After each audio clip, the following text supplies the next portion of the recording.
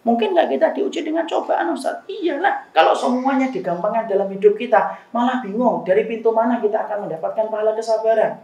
Antum saya gampang terus hidupnya malah bingung. Kok saya gampang terus ya? Terus kemudian sabarnya kita terus di mana?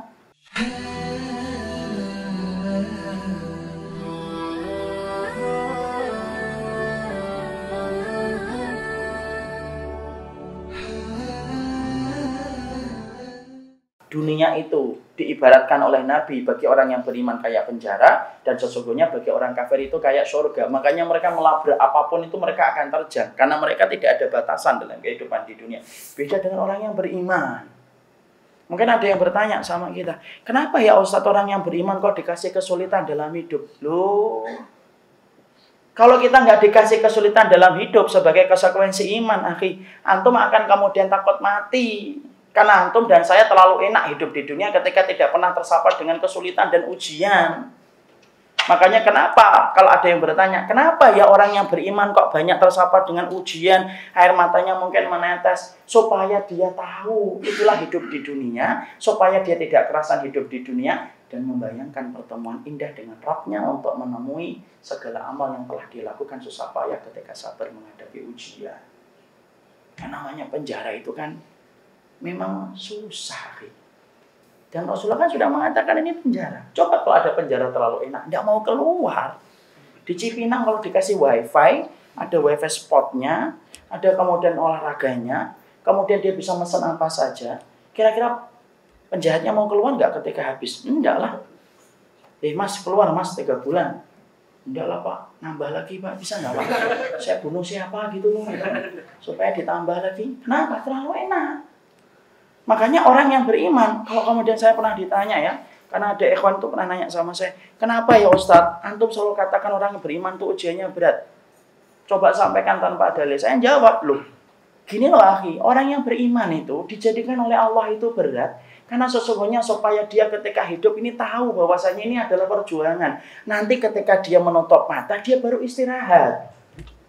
Makanya orang yang beriman tuh ketika dia pulang, meninggal dunia, kalau dia beriman, apa perkataannya ketika baru diangkat di atas kerandanya?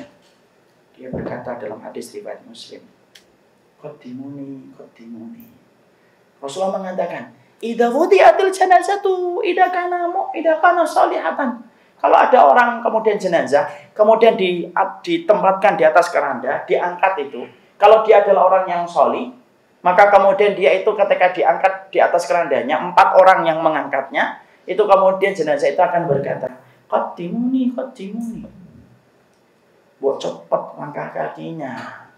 Saya ingin ketemu dengan liang lahatku. Cepet, jangan terlalu lambat. Makanya sunnahnya kalau kita ngangkat jenazah, jangan terlalu lama. Berhenti. Nggak, cepet. Tapi nggak boleh lari. Kenapa? Kalau dia orang yang beriman, dia mengatakan qaddimuni. Kenapa dia mengatakan qaddimuni? Dia sudah letih dengan segala macam ibadah dan ketakutan dia kepada Allah selama hidupnya. Akhi, ketika baru menutup mata, terbujur kaku, tidak ada tempat yang paling dia inginkan kecuali ketemu dengan liang lahat. Coba, Suf, antum mikirkan, akhi. Ana dan antum ketika hidup hari ini saja, kalau kita disuruh datang ke liang lahat, mikir-mikir kita, tengah malam jam segini, ke liang lahat. Tapi orang ketika meninggal dunia, ketika baru diangkat di atas kuburan, di atas kerandanya, dia tenang dan berkata, qaddimuni, cepet, jangan terlalu lama kemudian jalannya. Kenapa orang yang meninggal dunia ketika dia orang yang beriman, meminta disegerakan untuk ketemu liang lahatnya? Karena dia tahu, di situ tempat dia untuk melihat dan panen atas semua kebaikan yang pernah dia lakukan selama hidupnya. Coba kalau kita kemudian enak terus, malah takut mati kan? Orang kafir itu kan akhirnya takut mati kan? Kenapa? Hidupnya sudah terlalu enak. Makanya Allah susahkan kehidupan kita ini. Supaya kita paham. Kalau tiba-tiba nanti antum tersapar dengan berbagai macam ujian dan cobaan. Walaupun antum tidak boleh minta dicoba ya. Mentang-mentang sudah ngaji. Ya Allah ujilah saya ya Allah. Tidak boleh.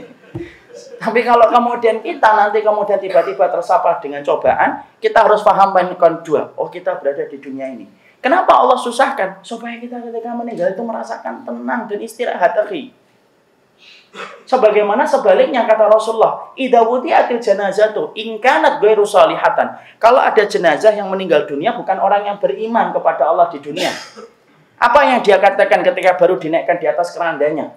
dia akan berkata, ya laitaha, aina tadhabuna biha. Celaka banget. Kalian ini empat-empatnya ngapain ngangkat saya?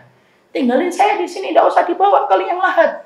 Aina tadhabuna biha. Kemana kalian itu akan membawa aku pergi? Kemudian Nabi menjelaskan perkataan, yasma' sautaha kulla syai'in ilal insan law sami'aha la sa'iqa. Lalu Nabi kemudian mengatakan, seluruh manusia mendengar ucapan dia ketika berteriak itu. Seluruh makhluk. Kecuali manusia yang tidak mendengar. Kata Rasul, kalau manusia mampu mendengar ucapan dan teriakan dia ketika berteriak, pastilah manusia itu akan pingsan saking kerasnya ucapan mayat ketika dia bukan beriman, ketika dibawa ke liang lahat. Kenapa? Membayar semua kesenangan dia di dunia ketika menentang Allah, mati. Bayar. Semenjak mata tertutup, dia sudah membayar mahal. Semua rasa nyaman yang dia dulu dapatkan di dunia, dibayar dengan rasa takut di akhirat. Makanya disusahkan. Makanya nanti kalau kemudian antum, kemudian tiba-tiba pengen bisnis, ngerti hukumnya ini tidak boleh. Kok jadi susah ya? Nah itu, kalimat itu harusnya tidak keluar lagi. Kenapa? Karena kita paham bahwasanya hakikat di dunia itu memang tempatnya kesulitan. Itu tidak boleh, yang boleh itu apa? Biasanya kan penyakitnya orang kalau baru ngaji kan gitu, alah ngaji tidak enak. Kenapa? Dikit-dikit tidak boleh, dikit-dikit tidak boleh. Kelihatannya dulu sebelum saya ngaji kok kehidupan saya merdeka banget gitu. Tapi setelah ngaji kok kemerdekaan saya terenggut. Padahal kemudian memang tempatnya kesulitan. Makanya Masya Allah, Allah susahkan kehidupan dunia supaya tepat ketika kita meninggal dunia, maka kita istirahat. Saya ambilkan contoh ya, paling gampang. Antum kalau terlalu lama duduk dan saya terlalu lama duduk. Kalau saya terlalu lama duduk dan antum terlalu lama duduk, maka akhirnya letih atau tidak kita duduknya? Letih. Kita pengennya apa? Berdiri. Kenapa? Terlalu lama duduk. Sama, kalau antum terlalu lama berdiri, kalau anak dan antum terlalu lama berdiri, maka kemudian kita letih ketika terlalu lama berdiri dan pengennya apa? Duduk. Sebagaimana kalau antum coba sekali-kali naik itu kemudian kereta dari Bekasi ke Jakarta pagi hari, Masya Allah itu kayak dendeng itu. Itu kalau kemudian kita berdiri, apa yang terjadi? Masya Allah, berdiri itu Allah berat banget itu. Sampai kemudian melihat tempat duduk itu nikmat, betul ya Allah, Masya Allah, enak kapan duduk itu ya. Setiap ada orang gerakin tas kita langsung mendekat gitu. Menyangka bahwasanya nanti dia berdiri, lalu kita menempati tempat duduknya.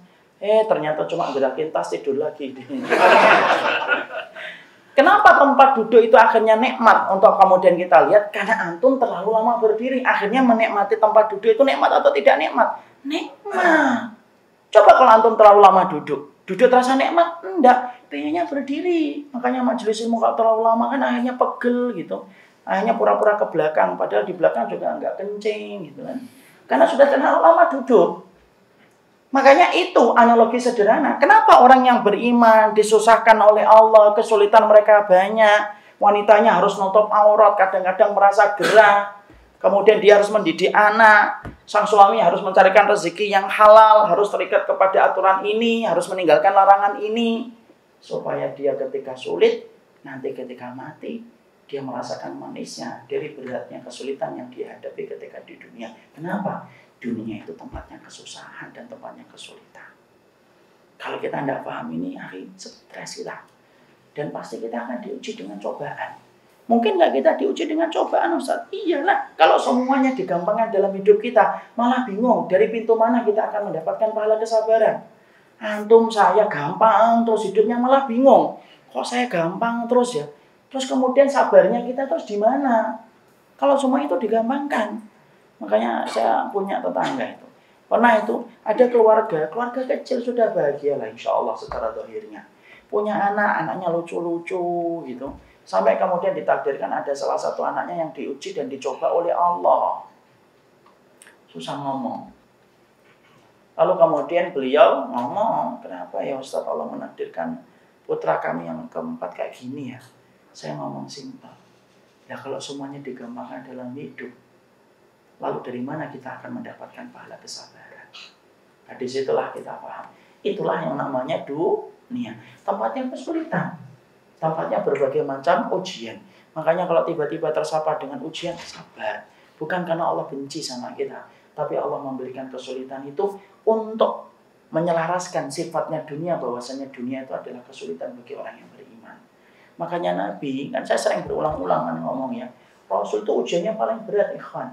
Sakitnya Nabi 2 kali sakitnya kita.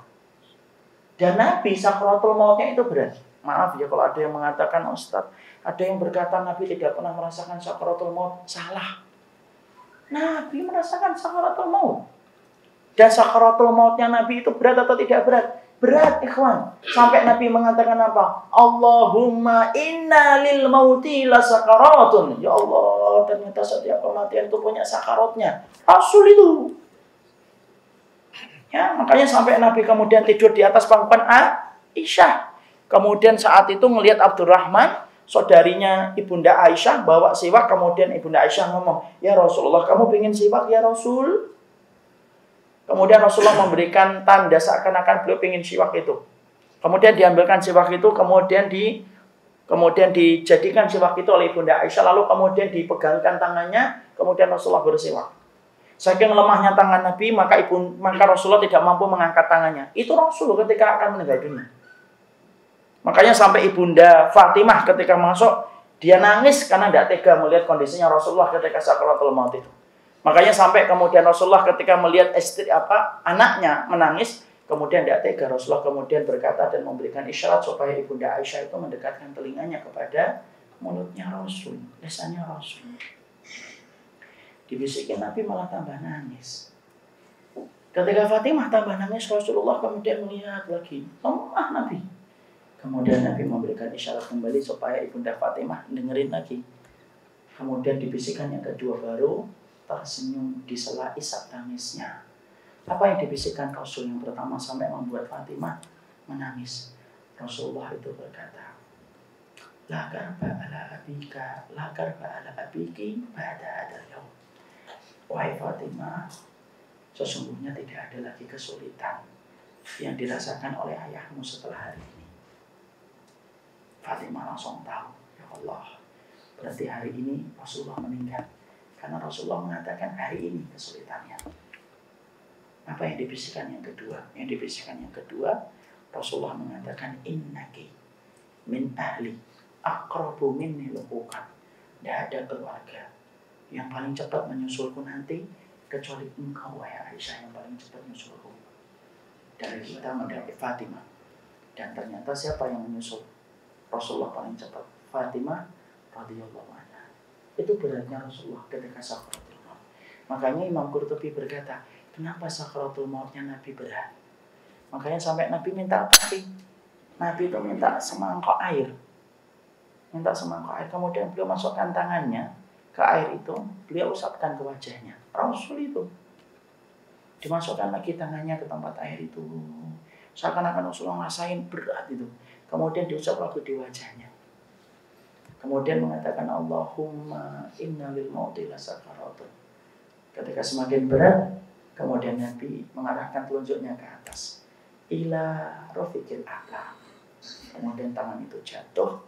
Disitulah tumpah air mata Aisyah, gelap kota Madinah. Dan kemudian Imam Qurtubi cerita, kenapa Nabi dijadikan 2 kali kematiannya, dijadikan 2 kali sakitnya ketika sakaratul maut. Imam Qurtubi menjawab secara bagus.